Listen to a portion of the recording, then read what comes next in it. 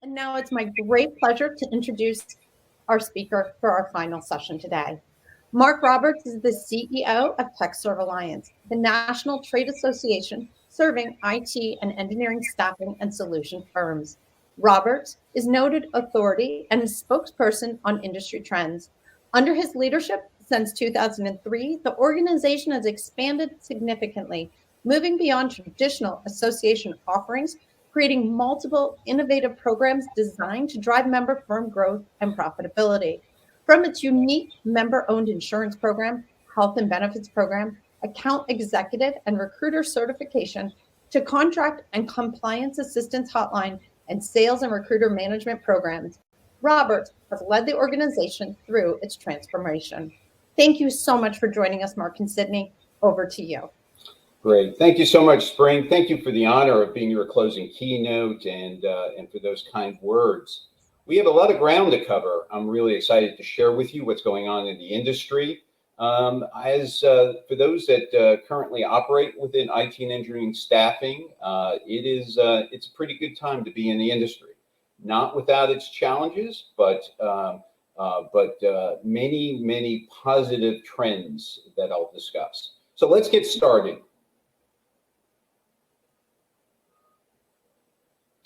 So let's sort of set the stage with a little discussion of IT and engineering employment. So the overall unemployment rate, and these are quarterly numbers, so they don't always perfectly align with the monthly numbers reported by the Bureau of Labor Statistics, but overall unemployment stands at 5.9%. When we compare that to engineering employment, it's only 3.1%. And then, of course, IT is even lower at 2.4%. So one of the things I always tell my members and those that associate with us is, this is not just data that should be sort of interesting and curious. This is the kind of information you can use with clients that perhaps are being unreasonable in terms of bill rates, clients that perhaps take too long in terms of a multi-layer interview process. This is data that you can use in your business to educate your clients. The other thing that we've also put out, and this is something that we create using the Bureau of Labor Statistics data and our own proprietary algorithm, is the IT and engineering indices. So as you can see, and we've been doing this on the IT side over 15 years. As you can see, this is since February of 2019. You see, obviously, the dip reflecting the response to the COVID-19 pandemic. And then on the IT side in particular, a very fast climb out of the trough, and then a continued increase, but a flattening. And we'll talk about that flattening. And here you see it actually over a longer period of time. This is from 2015. So prior to the pandemic, we were pretty flat, actually, in terms of growth. Was that a demand issue? Absolutely not. That is exclusively a supply-driven phenomenon. And of course, we came down in IT about 4.2% at its low point in July of 2020. We are now actually have increased year over year 4.6%. So we are actually at historically high levels. But again, as you notice, that increase, that acceleration has decreased in terms of the rate of acceleration, or really decelerated rate of growth, to where it was really almost just a trickle last month. And so that's really a reflection again of our supply problem. Here's just some specific skill sets in terms of engineering unemployment. Obviously, it varies. And then on the next slide, we'll see some data on IT unemployment skill sets. So certainly ranges widely. This is data put out by the Bureau of Labor Statistics on a quarterly basis. But again, good information to share with your clients. And then just kind of comparing how we performed, referring to IT, to the overall workforce. You see the overall workforce took an incredible dip, really unprecedented in scope and in speed, declining by over 13% at the low point. Then it was sort of a much slower climb out, and not fully back to pre-pandemic levels, where IT, as I mentioned earlier, we are actually above pre-pandemic levels.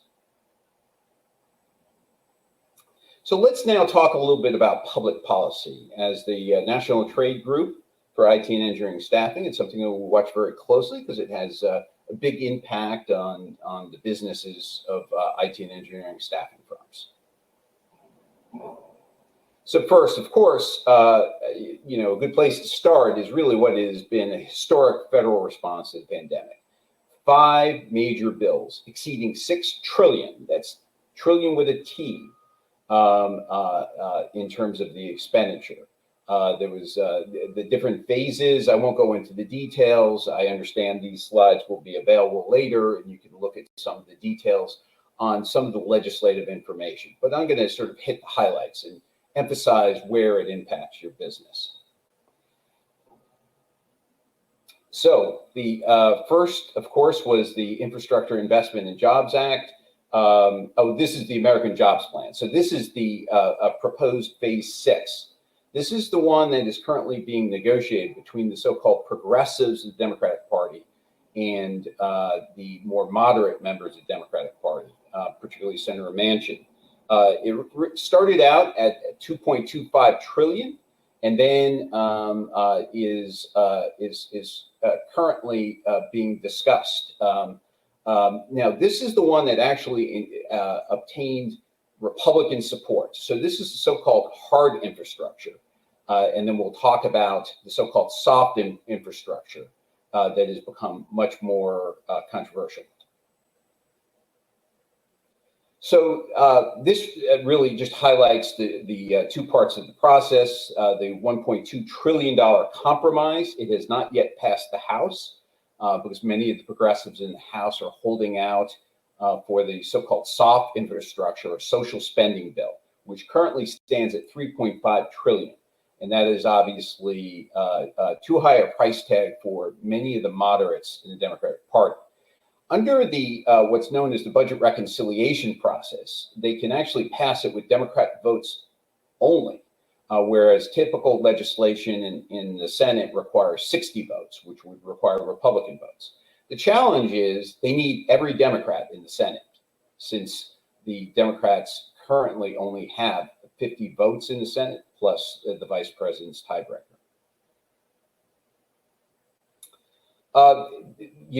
This is the so-called Build Back Better. I won't go into all of the details. It has some other aspects to it, but currently very intense negotiations are going on between within the Democratic Party. And then the House Judiciary Committee is currently marking up a number of bills that will touch, immigration and the like. Remains to be seen ultimately what emerges. So now kind of shifting a little bit in terms of some of the more specific things impacting our industry, or really employers overall. It really has been necessary to really kind of look at the course of the pandemic. So obviously we hit high at the beginning of 2021, and then Delta came along. And that certainly resulted in a surge of infections. And as a result, the administration has taken a new approach, where initially it was really about just making the vaccine available and being highly efficient logistically in terms of getting the vaccine out. Demand began to wane for the vaccine, even though there was plenty of availability. And so the administration has now started to move more towards mandates of taking different forms. And this obviously has implications for all employers, including IT and engineering staffing companies.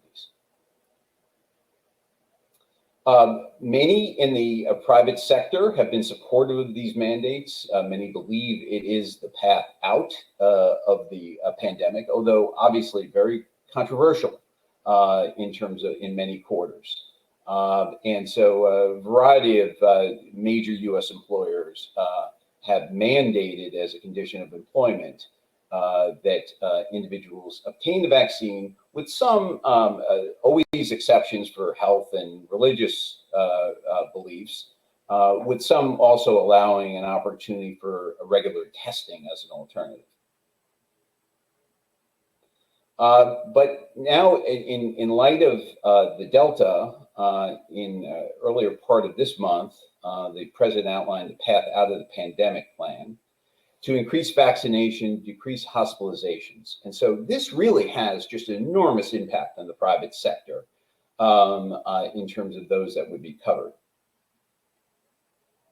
First, the executive order impacting federal employees. So some agencies, Department of Defense, HHS, VA, were previously impacted by it, had mandates in place, but now they're looking to impose it across the entire federal workforce with very limited exemptions. Also, an executive order applying to federal contractors with very few exceptions, but would mandate whether workers were on-site or remote. Now, what is probably going to have the greatest impact on those on this presentation, listening to this presentation, is what's been proposed in terms of OSHA, developing what's called an emergency temporary standard. And this would actually impact any employers with over 100 employees. So a very, very broad reach, also encouraging even those that fall under it. Workers would have to be vaccinated or produce a negative test, and they're doing this in the name of workplace safety. So there's a number of questions that have not been fully answered, but this is on a very, very fast track. We're expecting to actually see guidance on this by the end of the month. And so some of the critical questions of greatest importance to our firms will it apply to remote workers? And I think the answer is no, for strictly remote workers. But if a worker goes into an office, whether at the staffing firm or a client site, then it would apply. So some of the other things that impact our firms is the Biden administration came in and did basically a reversal on most fronts of immigration policy. So it really reversed. The Trump administration had really been very restrictive in terms of its immigration policies. The Biden administration has rescinded many of those policies. As another part of its agenda, the Biden administration returns to more pro-labor friendly policies in other areas. And we'll talk a little bit about that. So first, dramatic change in the denial rate of H-1B petitions, new petitions. And some of this is not all of the Biden administration's doing. A lot of this had to do with litigation where the Trump administration was challenged on a number of policy memos and guidance that severely restricted the ability of staffing firms to use H-1Bs and other third-party and other types of companies that operate at third-party sites. And so that litigation and sort of the setting aside of those memos, as you can see, had a dramatic impact on the drop in the denial rate of H-1s. In addition, the Biden administration reversed the Trump administration policies on the Buy American, Hire American executive order. And that was really sort of the high-level executive order that directed the agencies to look for ways to restrict immigration in the name of trying to protect U.S. workers and wages of U.S. workers. One area that we're going to continue to watch for is the Biden administration is still indicating an interest in looking at the prevailing wage issue, which could impact our folks. So here's just an overview. I'm not going to go into all the detail of various rules, policies, and litigation developments in terms of immigration, but also the Biden administration basically rescinded or withdrew the definition of independent contractor, also a big issue that impacts IT staffing. about a quarter of the consultants that work through IT staffing firms are actually independent contractors. And the Trump administration had issued a rule that was generally considered favorable to employers. And the Biden administration, again, with that general alignment being more pro-labor friendly, withdrew that rule. They withdrew and never implemented the strengthening H-1B non-immigrant visa rule, but we're anticipating a new notice of proposed rulemaking, which I'll discuss in a minute. So again, here is how the Biden administration reversed a number of the burdensome policies imposed by the Trump administration on requests for evidence, notices of intent to deny, employment authorization, expedited processing. So, some good news for those that need to access the H-1B program. So next steps. So the Biden administration is looking at taking a number of steps on the H-1B front. A lot of this is to kind of fill in the gaps caused by some of the memos being set aside, and so they are looking to, they'd like, if they could, obviously push through a more comprehensive type overhaul of the immigration system. But it's very clear that that is not going to happen on a legislative basis. So they're going to be exploring ways to do it through the regulatory and executive order process. And then perhaps this is the most important thing in terms of what will go forward in terms of the administration. So administrations publish what are known as the Unified Agency Regulatory Agenda. And so it's basically the way for the administration to basically say, hey, this is what we're planning to do in the future. Those that may be impacted, get ready. And so what has the Biden administration done on this front? Well, what they've done is they've indicated that sometime towards the end of the year, and very often these things do slip, they are looking to issue new rules with regard to H-1Bs. And we've actually engaged with DHS on this front. We don't know exactly what it's going to look like. But the one area I would draw your attention to, and the one that's most important to keep an eye out for, is the so-called employer-employee relationship. So staffing by its nature involves obviously an end client, a staffing firm, and a consultant. And how that gets defined can have serious implications for whether there's access to H-1s.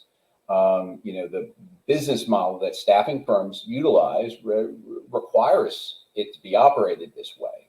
And so it'll be interesting to see what the proposed rule eventually emerges, but it's an area to watch very closely because it could have significant impact on those that access H-1s.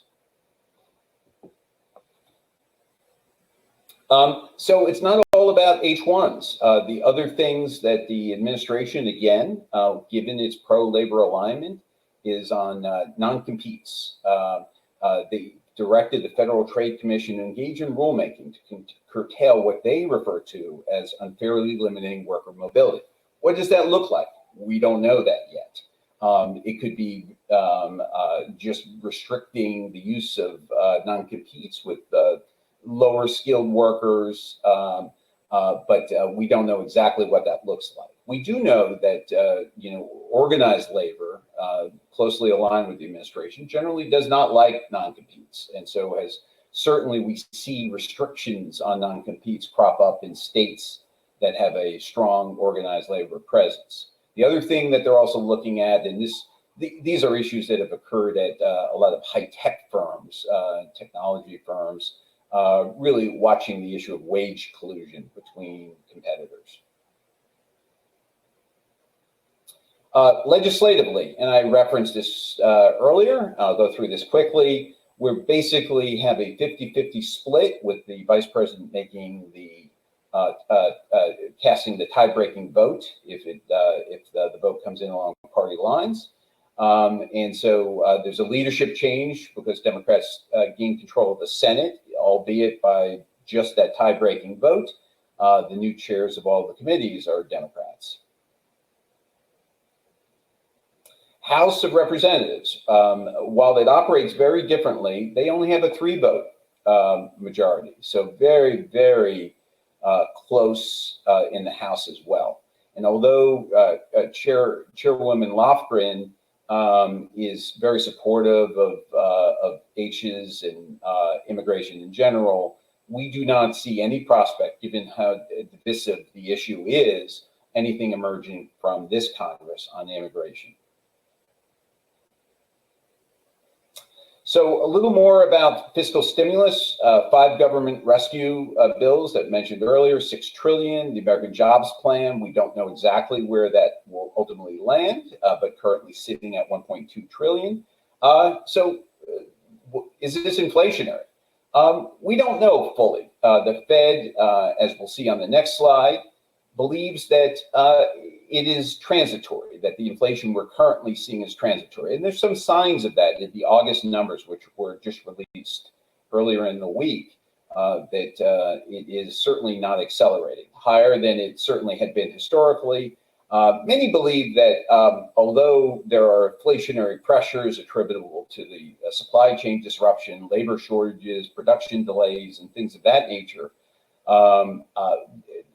Delta is viewed as obviously also having a impact in terms of the overall economy. So they see it as transitory, which basically means we're not likely to see a rate increase in the near term.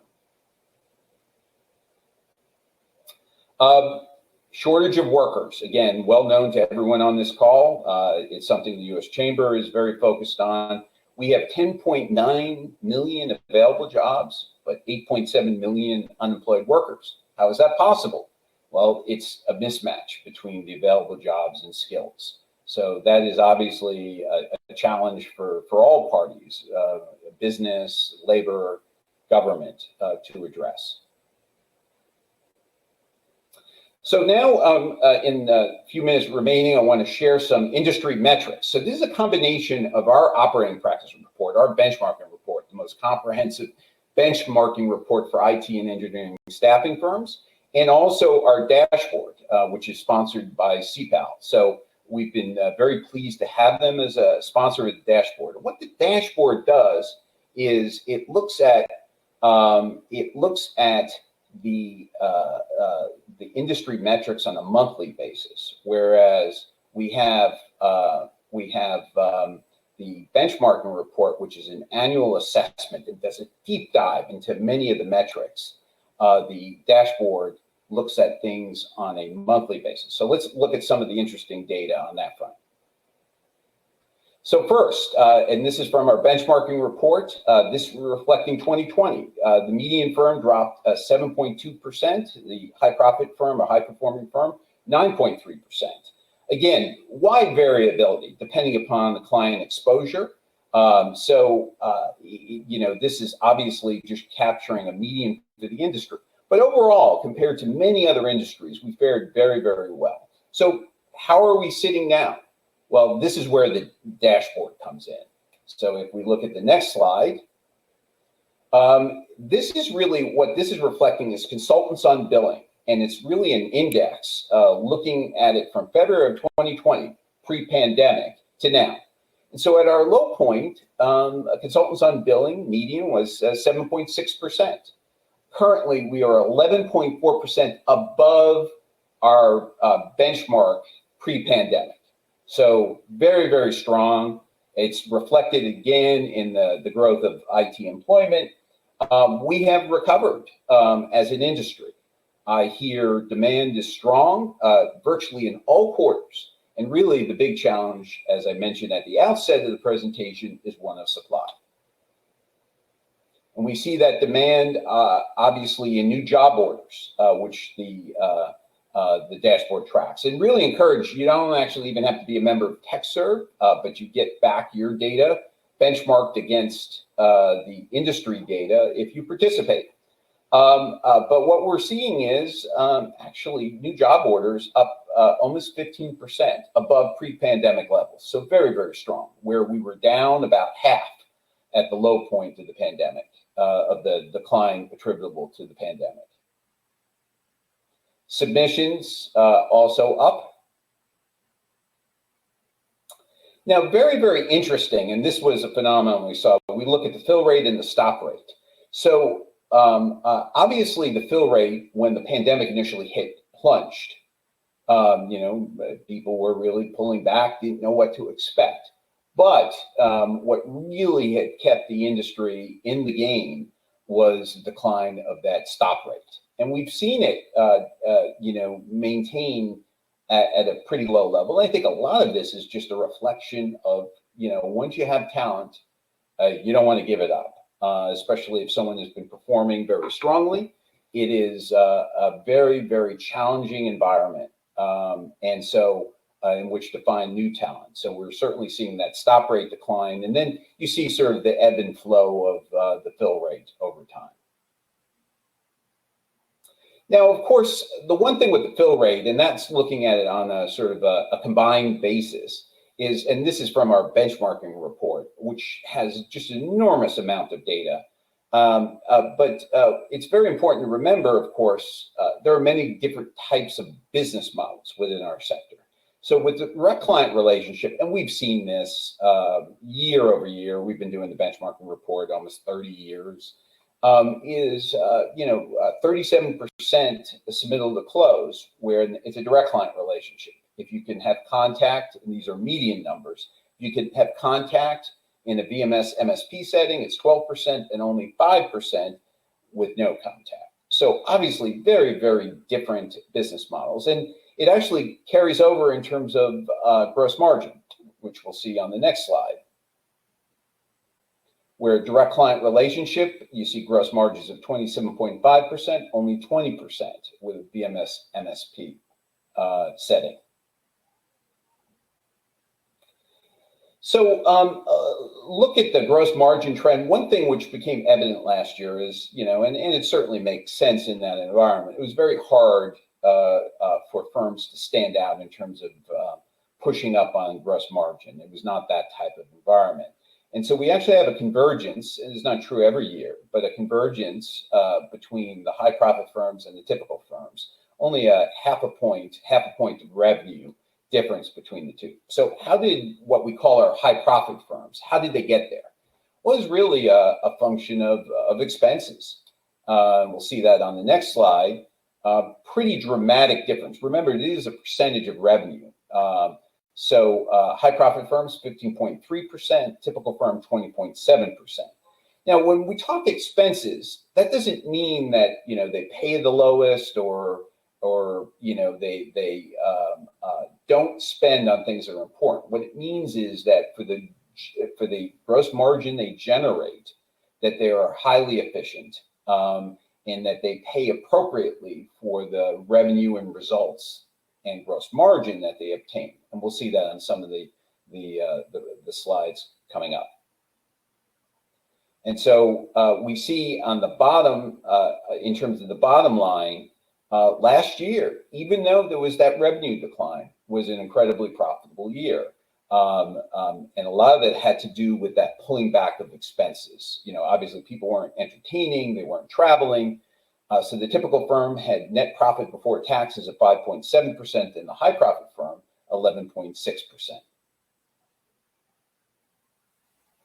So a couple of other trends that, of course, we're seeing, and in addition to surveying on this, where we talk to our members in terms of roundtables extensively, is the real estate footprint contracting. I think most firms, all firms, had to learn to operate virtually, even if they were not virtual before. And many found that that works out quite well, including our own organization. And so many, even those that want to maintain an office, many are looking, do we need as much office space as we had before? So that's certainly a phenomenon that we're seeing play out. A lot of folks who did not have,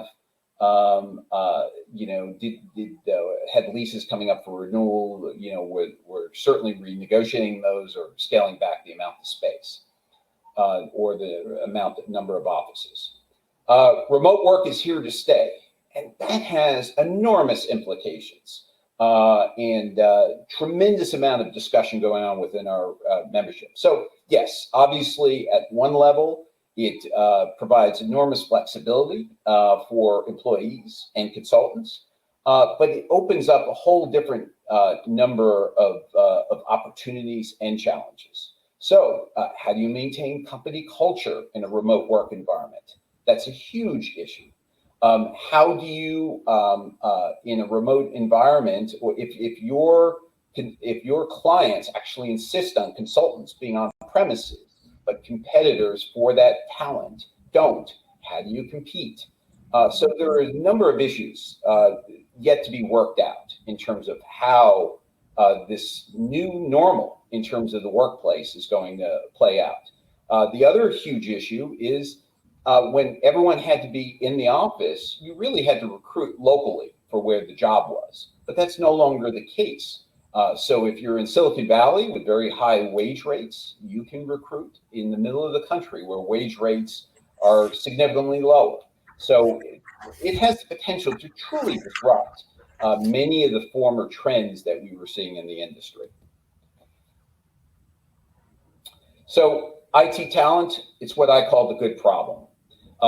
Certainly better than not having demand, but the supply or the lack of supply is going to be an ongoing challenge. So the companies that figure out how to be better at recruiting and retaining talent are going to be the ones ultimately to be successful.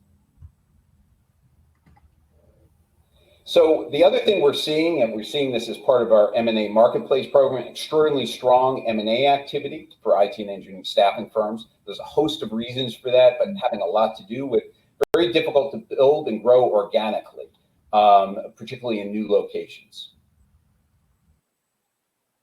So quick forecast, we do this on a quarterly basis, and then I'm about to wrap up, happy to take some questions. For engineering, we are seeing projecting a 6% increase for 2021. On the IT side, we're projecting a 9% increase in revenue for 2021, and also pretty strong profitability as well. A couple of quick things. We have our Executive Summit, November 17th through the 19th at Ritz-Carlton Amelia Island. Just back up, just really pleased to have Ceipal as our diamond sponsor, so really appreciate that. And these are the areas that we're tackling: the talent challenge, strategic leadership, innovation in the future of the industry, and enhancing enterprise value. More information on our website. And then we're also partnering on the IT and Engineering Talent Forum jointly with the Society for Information Management. So we have a crossover day with CIOs and CTOs. We're very excited about that, where we really talk about that common challenge, the talent shortage that is an issue both for staffing firms as well as for end clients.